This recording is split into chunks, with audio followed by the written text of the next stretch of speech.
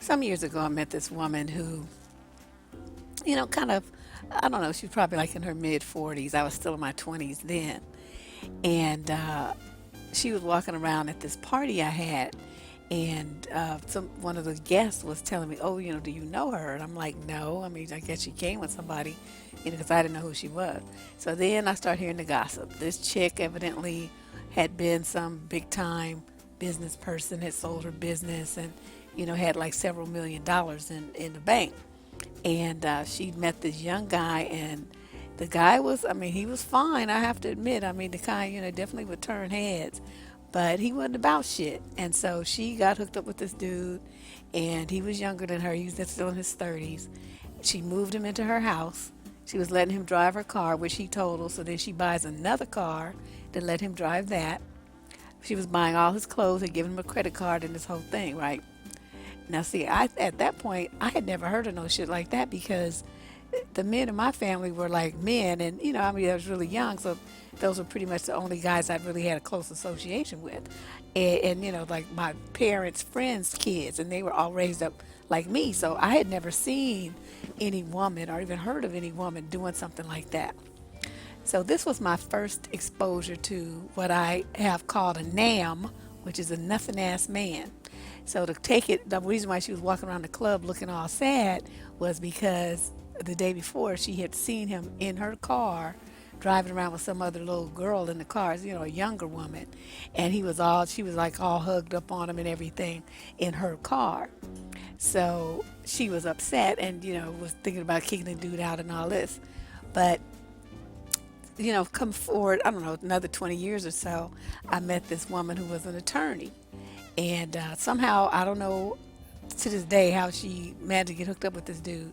She met this guy who was in prison when she met him.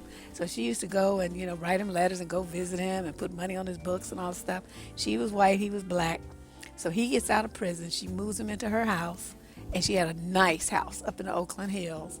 And moves him into his house, her house rather. And then he went and got his son, who was I think 12, 13 at the time, moved his son into the house so he didn't have to pay child support.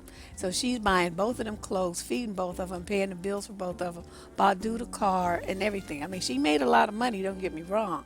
She was a high-powered attorney and she made bank. But in both of those situations, these two women were executive level, I mean, highly intelligent women, but for some reason they got themselves hooked up with some NAMs and just could not let them go. So that's what we're going to talk about. I want to talk about women with these nothing ass men, and some of you even have the gall to be bragging about the fact that you got a man. Like that means something. You prefer to get into another woman's face and start talking, well, at least I got a man, and all that old dumb shit, instead of looking at the fact that you have a garbage can. I mean, Oscar the Grouch is probably a better mate than with that piece of shit that you have that you want to go around bragging about. And let's talk about that. What's the number one thing they want to do? As I mentioned in another video the other day, they want to roost at your house like a goddamn chicken. And what these guys do is move in to your spot. Now, I don't know where they come from, usually from some other house, their mama's house or somewhere, a prison, a halfway house, a homeless shelter. I don't know where y'all be finding these knuckleheads.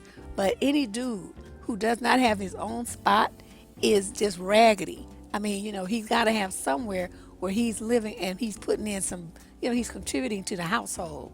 He shouldn't just be like chilling. But that's what y'all do. You let them move in, and some of you even tell them, you don't have to pay anything. I've already been paying everything, so, I don't really need anything from you, so you don't have to really do anything. So basically, you just like paying him to be at your house. You paying him to be your, quote, so-called man. And the dude ain't about shit. I mean, he don't work. Or if he does work, he's always conveniently broke. Every time you need some money or you all about to go out or something, you paying all the bills. You see that a lot in the women going out with these dudes and they slide dudes the money under the table or all this, to try to make it look like he's paying for something. Everybody knows that trick. And some of the niggas that's so bold, they just sit there, looking out the window waiting for you to pay. They don't even care about putting up the facade. And here y'all go doing it. You're going to pay the bill, slap down your credit card or pull out the cash and pay for him. And you paying for all the date. You paying for the car that y'all are riding in. Excuse me. You paying for his clothes. You pay for all the bills in the household. You give him money in like an allowance or something. You do all the housework, and all he does is chill or hang out with his buddies or sit around the house drinking, playing video games, and watching television. What kind of quote man is that? And we see this too often.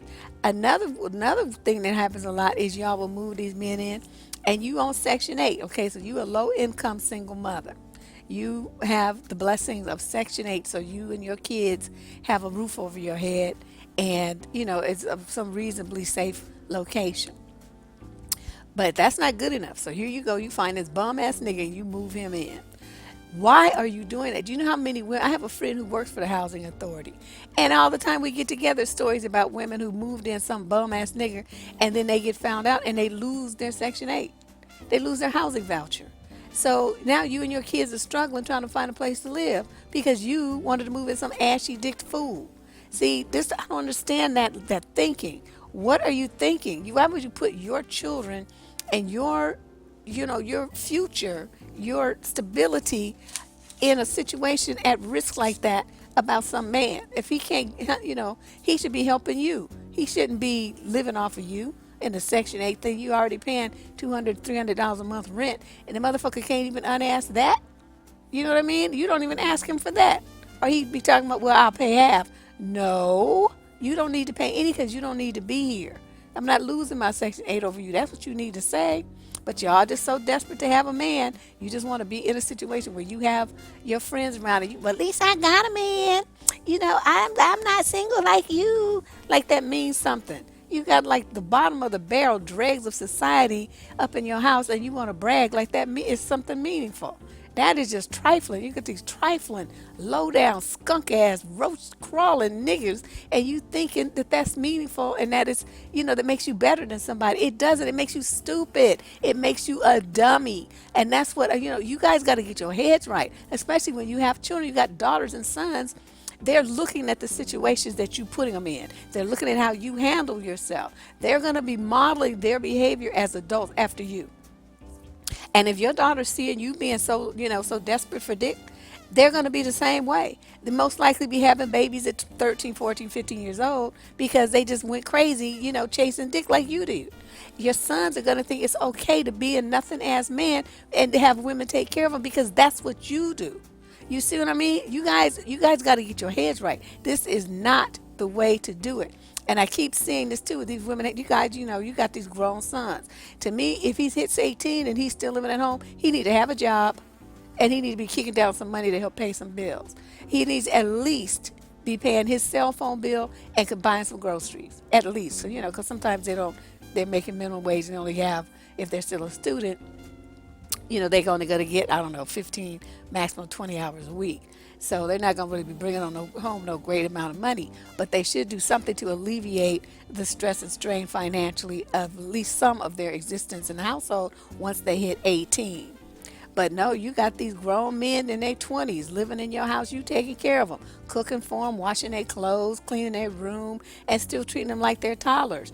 And then they come here, they come with some baby, and the women who's fucking with them, you are some stupid bitches. Okay, you got some nigga that you living with his mama, and he don't have no job, and he ain't about shit, and you screwing him and having a kid by him. What the fuck is your problem?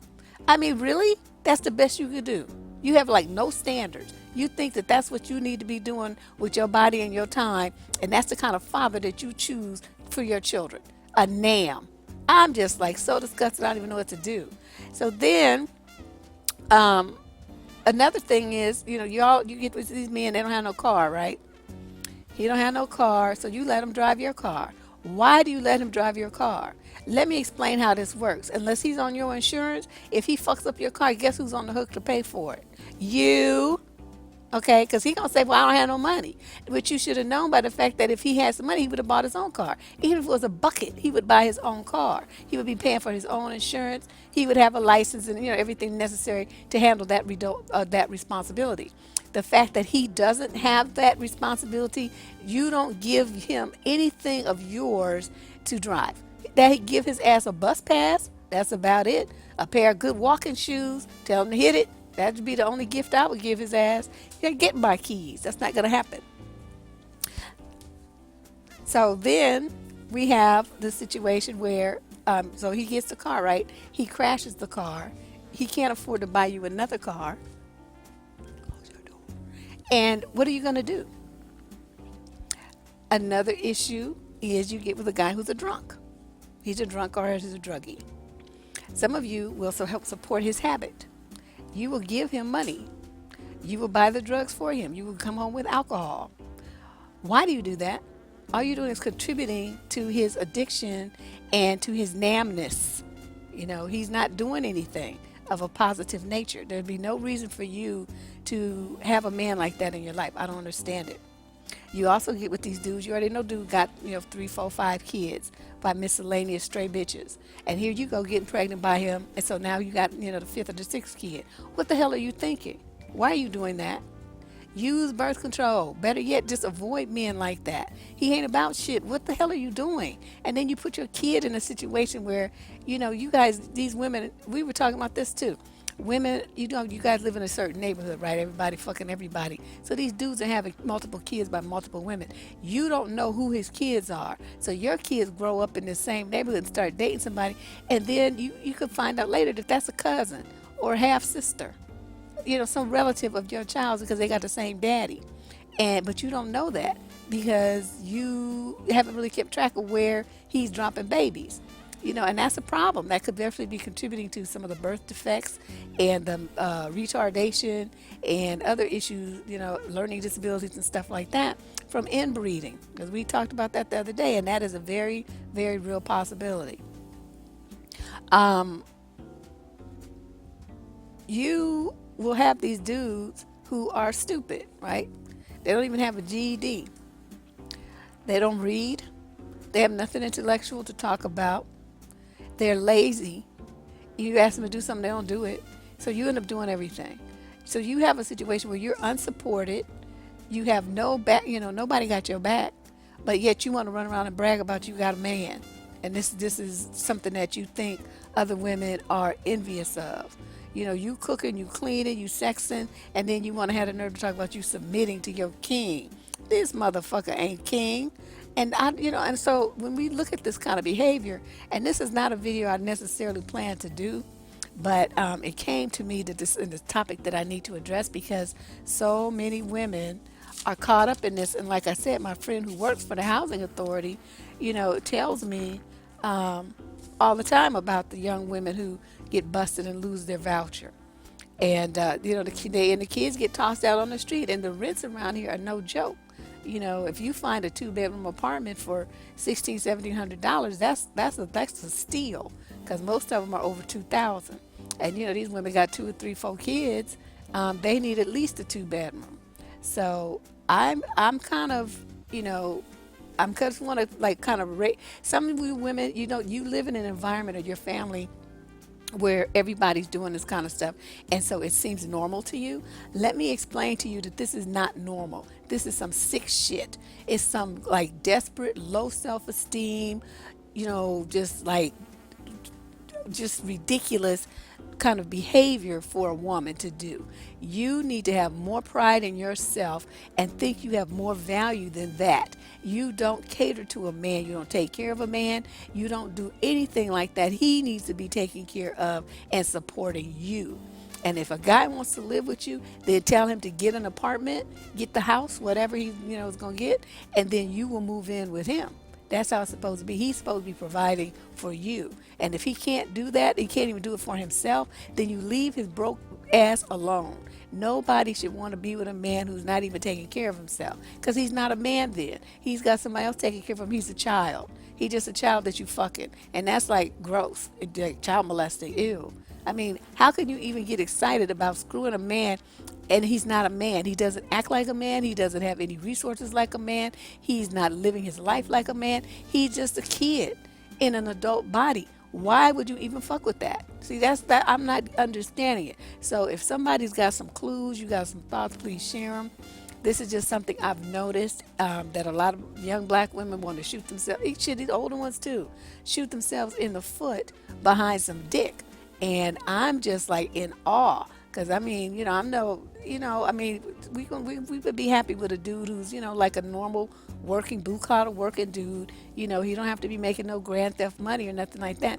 But his life is structured based on sound principles of manhood. And he knows if he's going to get what he's going to have a woman, what he has to do to help support her and any children that they bring into this world. He knows what he needs to do, and he's busy doing it. Now, you got a guy who, is dropping babies and he's fucking, but he's not working, he's not doing anything, he's not contributing to society, he's not contributing to you, he can't do shit, don't know how to do shit, and is too lazy to do anything. And you let him get away with that, see, then we got to look at you. And that's the whole reason that I made this video. That's pretty much all I got to say. This doesn't need to go on and on. But I hope you understand where I'm coming from with this, and I need you to do better.